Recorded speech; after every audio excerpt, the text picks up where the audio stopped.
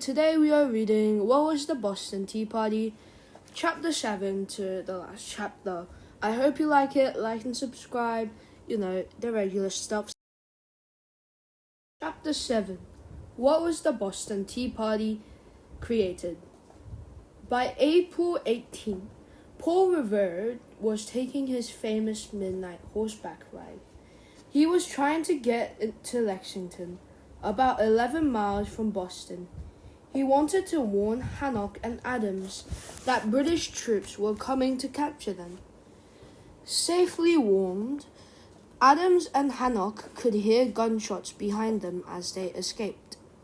At the Battle of Lexington and Concord, 700 British redcoats, the best trained soldiers in the world, were ambushed by 4,000 American farmers. Someone, we don't know who, fired the first shot of the American Revolutionary War. Men died on both sides, but that day the British were forced to retreat. Oh, what a glorious morning this is.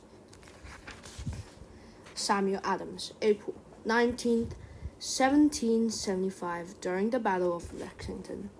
As planned that spring, on May 10th, the Second Continental Congress met in Philadelphia. Hancock bought Samuel Adams a complete set of fine new clothes for the meeting. The following month, George Washington, standing head and shoulder above the others, was made commander-in-chief of the rebel forces.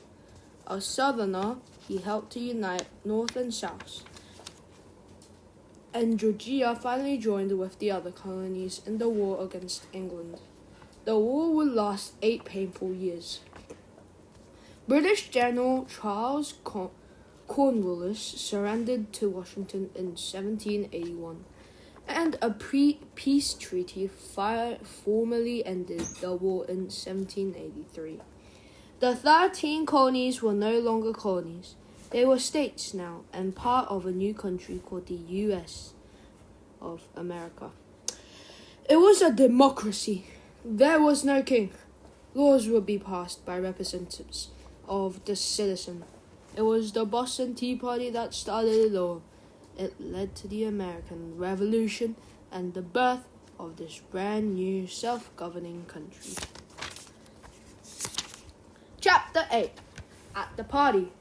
So much fuss about tea, and yet after the war, coffee became the preferred American drink. It wasn't our partisanism, but because it was easier to get. Not everyone in the colonies had wanted to separate from England. Some 85,000 former colonists, many among the more educated and skilled, went to live in Canada, Great Britain, or the British West Indies. They lost everything they built during their lives in the colonies. They had to start over again. Although Ben Franklin was strongly for independence, his son, William, was against it. He spent almost 3 years in prison for his loyalty to King George. After that, except for one brief meeting, Ben Franklin never saw his loyalist son again. Nothing has ever hurt me so much, he mourned. Like many loyalists, William was forced into exile after the war.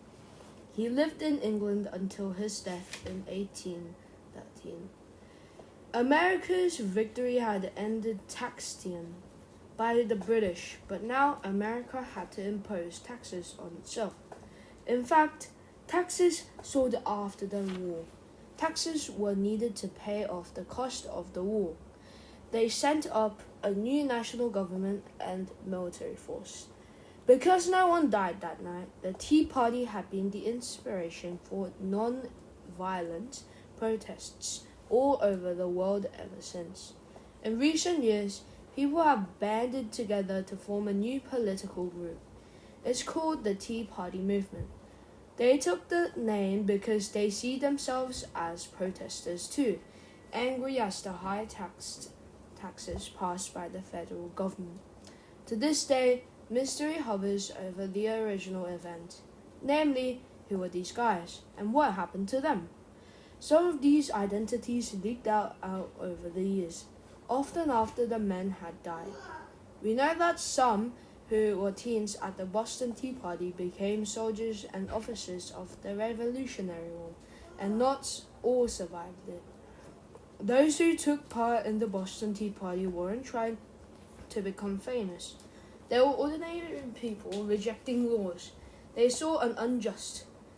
They were literally taking matters into their own hands, making their voices heard without shouting and shaping history.